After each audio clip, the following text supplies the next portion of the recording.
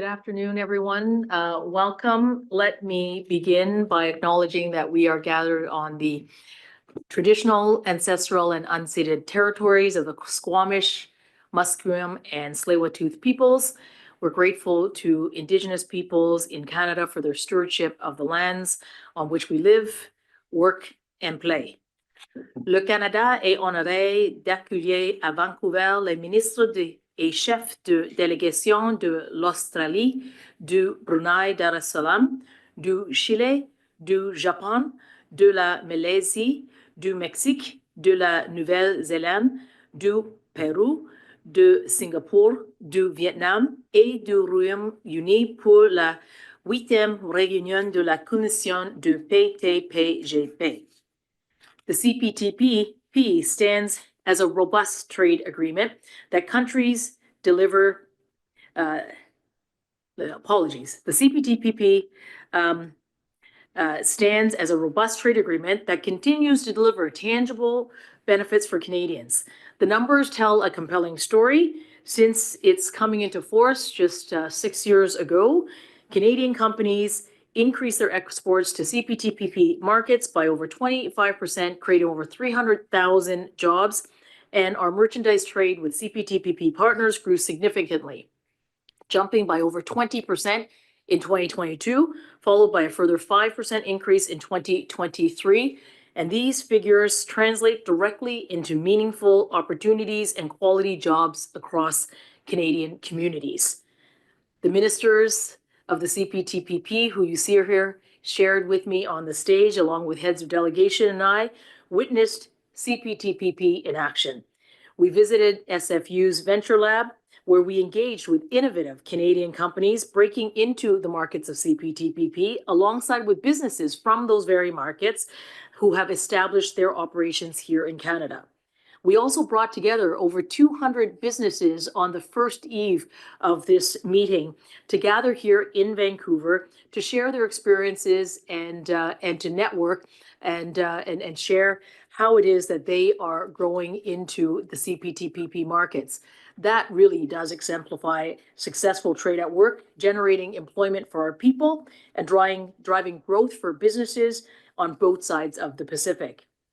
As chair of this year's commission, I'm pleased to report on the achievements of Canada's 3 priorities. First, the CPTPP family is expanding. We're establishing an accession working group for Costa Rica. Throughout this year, Canada has collaborated closely with our partners on an accession process using the objective criteria based on the Auckland Principles and building on the work that resulted in the United Kingdom's accession to this agreement, requiring prospective members to meet the CPTPP's high standards, demonstrating a strong track record of meeting trade obligations, and achieving a consensus from all of the CPTPP partners. This work has culminated in a consensus to invite Costa Rica to join the CPTPP and the creation of an accession working group. As well, the United Kingdom will become our newest member on December the 15th, bringing the world's 6th largest economy into our agreement. The CPTPP's high standards, market access, and predictable trade rules are evidenced by the strong interest from numerous applicants seeking membership. We will continue to engage with these countries on their accession requests, maintaining our commitment to welcoming new partners to the CPTPP. Our second priority, we initiated a comprehensive review to ensure that CPTPP remains the gold standard for modern trade agreements. We've identified 13 areas for enhancement, including modernizing digital trade rules, strengthening protection for workers on the environment, improving access for small businesses, addressing economic coercion and supply chain resilience, streamlining trade rule compliance, and ensuring fair competition and addressing non-market practices. Third, we continue to focus on implementation. Trade only works when it can benefit everyone, from large corporations to small businesses, from women entrepreneurs to Indigenous businesses. Our work on utilization was supported by the Chief Economist's report that continues to prioritize maximizing CPTPP benefits for all businesses. En marge du PTPGP, nous avons accueilli un groupe d'action pour le commerce inclusif afin de partager les meilleures pratiques et nous avons organisé les Export Café auxquels ont participé des entreprises détenues par des femmes et des entrepreneurs autochtones afin de les aider à apprendre comment accéder au commerce international et à se développer. On the margins of CPTPP, we hosted an inclusive trade action group to share best practices and held an expert cafe featuring women-owned businesses and Indigenous entrepreneurs, helping them learn on how best to access international trade and to grow. So let me end on a personal note. I witnessed firsthand the spirit of our cooperation among my ministerial colleagues during our time here in Vancouver. As we rode up Grouse Mountain last evening, we saw the holiday decorations throughout the city, and I shared a story of a special trade tradition that began right here in Vancouver. It was in the 1880s. Japanese immigrants received baskets of sweet oranges from their families to celebrate New Year's. These oranges arriving at the Port of Vancouver became so popular that it marked the unofficial start of the holiday season. What a beautiful example of how trade creates lasting cultural connections. And indeed, that is very much what we have experienced and what we are seeing and what we are doing among the CPTPP partners. Thank you so much. Merci beaucoup. And I will now open it up for questions. Wow. We'll open up the floor to questions now, please. One question, one follow-up. Please state your name and your outlet. For those in person today, please line up at either ends of the mic. We'll start right here. For those that are virtual today, please raise your hand. We will start with in-person first and then switch to virtual. Thank you. And please direct your question to either of the ministers and heads of delegations here. Hi, ministers. My name is Lisa Wu from Phoenix TV in Canada. My question is for Minister Ian. You mentioned about one of your priorities to including new members and talking about Costa Rica. Is there any other country you are considering, for example, China? I'm very proud, as my colleagues here are among the CPTPP partners, to initiate an accession working group for Costa Rica. We took a very rigorous process this year during Canada's chairship based on what we call the Auckland Principles, which my colleague from New Zealand, Singapore before that, Japan through its leadership of the UK's accession, really building on a objective way of looking at how we can bring partner countries into the CPTPP.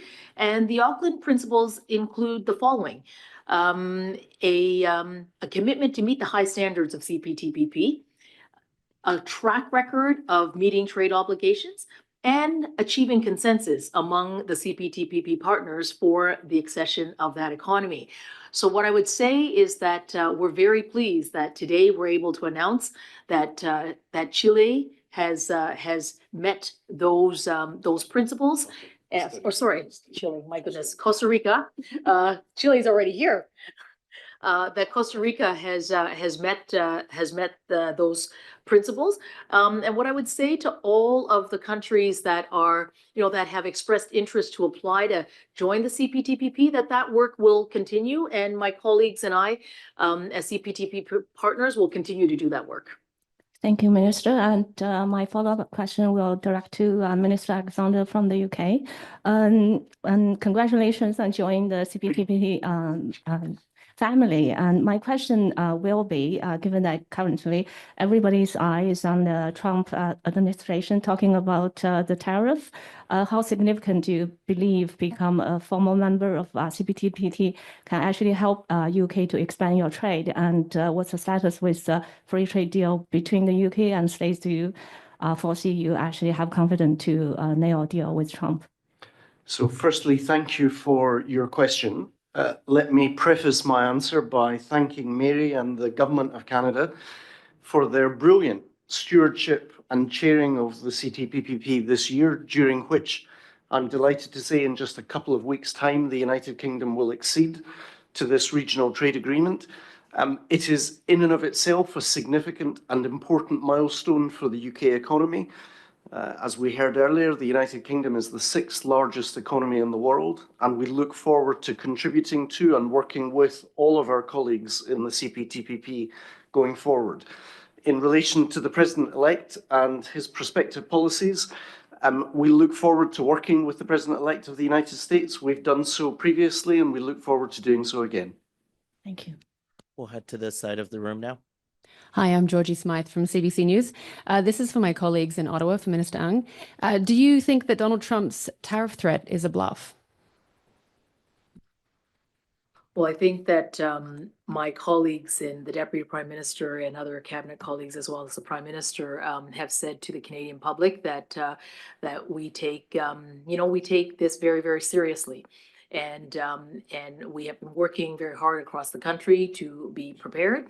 And the Prime Minister stood up the Canada-US Cabinet Committee to work on strengthening this important trading relationship between Canada and the United States.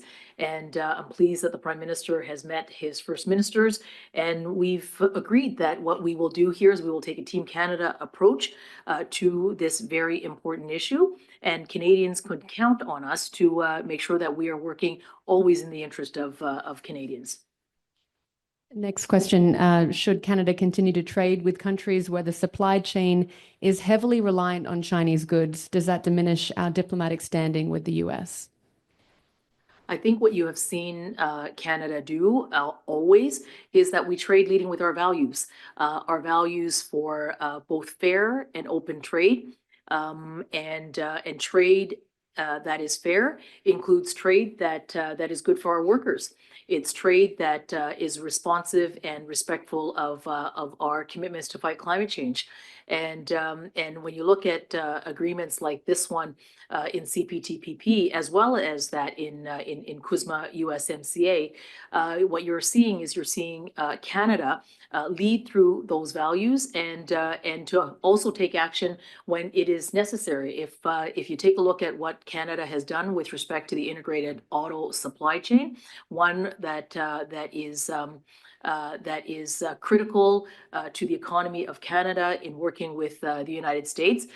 We have applied tariffs and we have aligned our tariffs with the United States because we also share the concern around a deliberate policy of overcapacity that is market distortive and one that would ultimately hurt Canadian businesses, particularly in the auto sector. So you are seeing that Canada will always lead with its values, but it will also take the necessary actions to ensure that we stand up for Canadian economic interests. Next question, please. It's Debbie Chen from Xingdao. I have a question regarding what's the current status about Taiwan's application? Because you mentioned about the high standards, it's very important. As we know, that many scholarships and experts mention about Taiwan's meets the high standards of a requirement. And also we know the Taiwan apply first before the Costa Rica. So what's the current status about that? Well, as I said earlier, we as CPTPP partners, the message I want to say, first of all, is that we remain completely open to having new members join the CPTPP. We think that is going to be, that is good. The United Kingdom is going to officially be there in a couple of weeks on December the 15th. And we have initiated an accession working group. But the work that we have done this year, along with our partners across the CPTPP countries, has been one that applies an objective criteria based on a set of principles that we have worked on together, that New Zealand led last year, building on our experiences over the last number of years as CPTPP partners.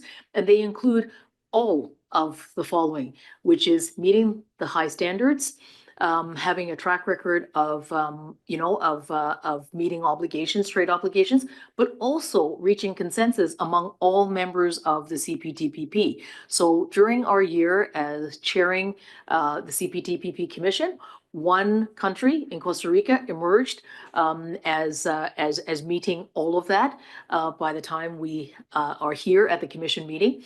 So we are proceeding with Costa Rica, but to all of the other economies that have applied, it's a good thing, and we will continue to do that work. And you mentioned all the consensus, so the people will argue, says maybe it's related with the one China policies. Would it? Well, let me start by saying that Canada, Canada, I'll speak for Canada. Canada's one China policy hasn't changed, but the work that we do together as CPTPP partners is one where we do work on consensus, and consensus means all of the partners would need to achieve that consensus in order for us to move to that next step. And it's been very, very excellent work that I would say has been done this year.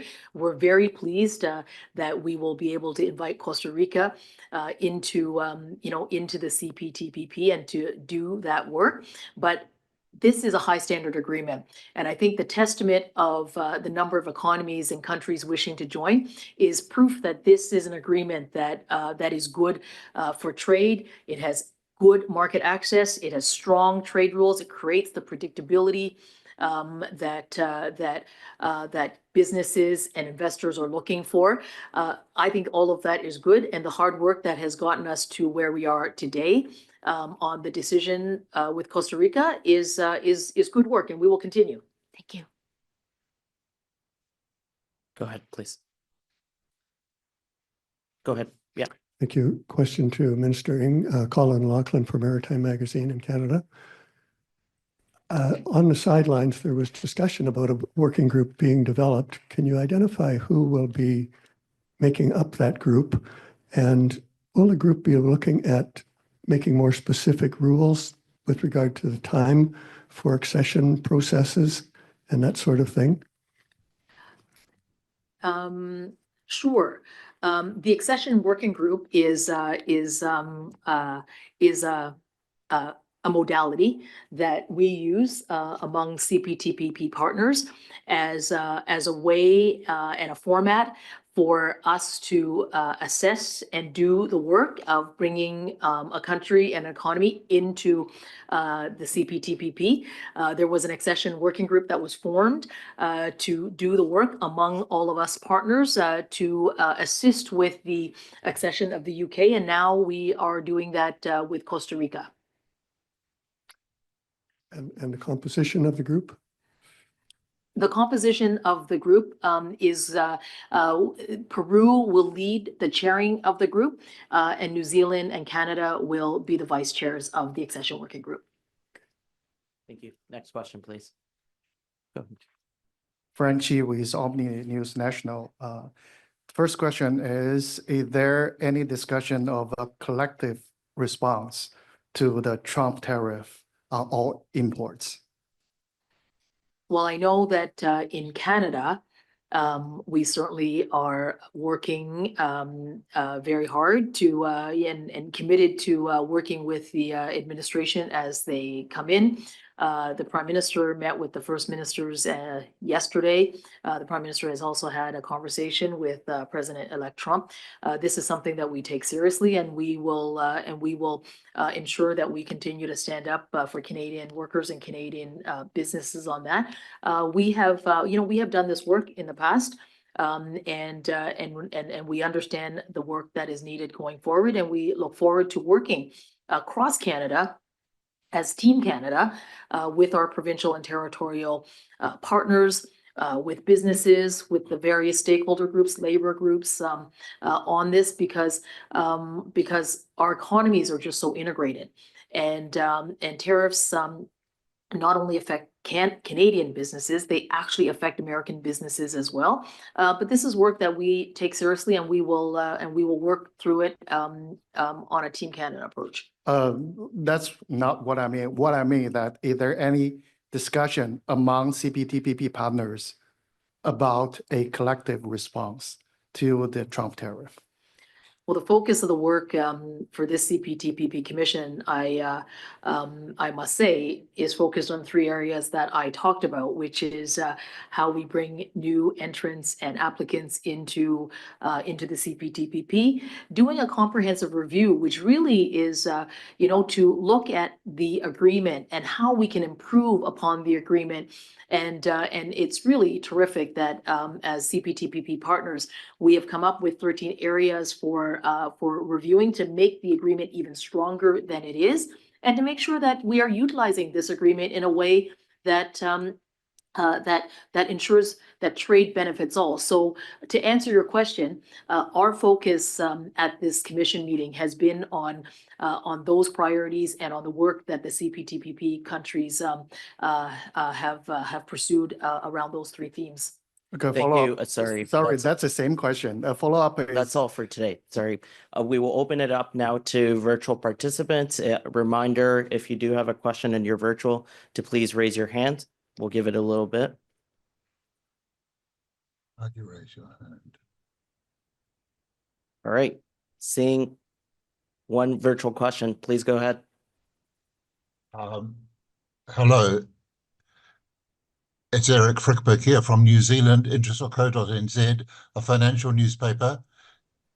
This is for Trade Minister Ng with regard to New Zealand access for dairy products, which there was a ruling against you regarding that. What will you do to free up that access? Well, thank you very much for the question. Of course, if you're watching this, I'm sitting next to my colleague, the New Zealand minister, Minister Macleay. Look, I would say Canada and New Zealand are close trading partners, bilaterally, certainly here through the CPTPP. And I know that our